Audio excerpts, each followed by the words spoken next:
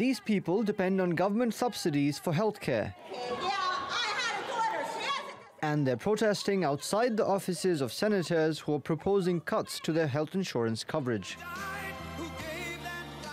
The changes are part of a new healthcare bill that US President Donald Trump and his Republican Party say will provide better, more affordable healthcare for Americans. We'll repeal the individual mandate, so Americans are no longer forced to buy insurance they don't need. We'll repeal the employer mandate, so Americans no longer see their hours and take-home pay cut by employers. We also agree on the need to strengthen Medicaid and allow children to stay on their parents' health insurance through the age of 26. But the opposition says the new bill provides tax breaks to wealthy Americans while abandoning those most in need of government support. It'll cause health care costs for middle-class and working families to go up. The bill will kick millions off Medicaid. It abandons people with pre-existing conditions. It defunds Planned Parenthood, making it harder for millions of women to obtain the health care they need and deserve. Over the years, there have been dozens of changes to US healthcare laws.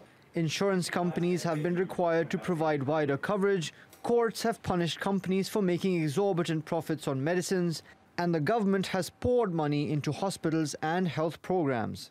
On average, the United States spends twice as much as other developed countries on healthcare per person. Yet, Americans are dying at younger ages compared with people in countries like Chile, Spain, and Greece. And it's the world's only industrialized country without any paid maternity leave or family leave. Healthcare is a human right, and we're the richest country in the world.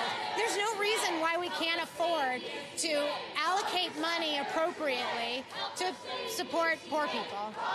President Barack Obama's Affordable Care Act was supposed to do just that, yet 7 years after it went into effect, the healthcare system is no better off. And the new bill presented by his successor is also not expected to bring America any closer to universal healthcare. Mobin Nasir, TRT World. Now, our editor-at-large, Craig Copetas, joins me from Paris. Craig, thanks so much for joining us, as ever. Let's get away from the party politics for a second. The key question here is, can the US afford not to have universal health care? Well, certainly it can afford not to, but that's it's a slippery slope. At some point, the United States of America is going to have to wise up and join the civilized world and have universal health care. And it's never going to get there until the United States kind of recombinates its DNA.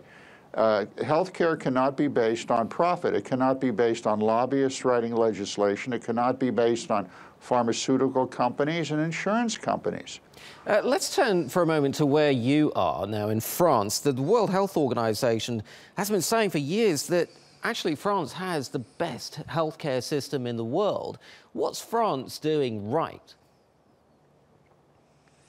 Well, everyone here on the left and the right agrees that health care is a natural human right. And you have to come together to create a system that provides health care for the citizens of France. Now, is it perfect? Of course not. No health care system is. But the biggest difference between France and the United States is that the French of every political stripe for decades and decades, whether they're bickering about whatever else, they've always come together on health care. It's as simple as that. Craig, very quickly, do you see a resolution to the US healthcare crisis anytime soon? I really don't. They already have a somewhat solution in hand. It's called the Federal Employees Health Benefits Program. That is the program that some 9 million civil servants can buy into if you work for the government. And the question that voters should be asking is, well, if it's good enough for the people who we elected, why isn't it good enough for us? I don't think it's going to get there until you get the lobbyists out of the room writing the healthcare legislation.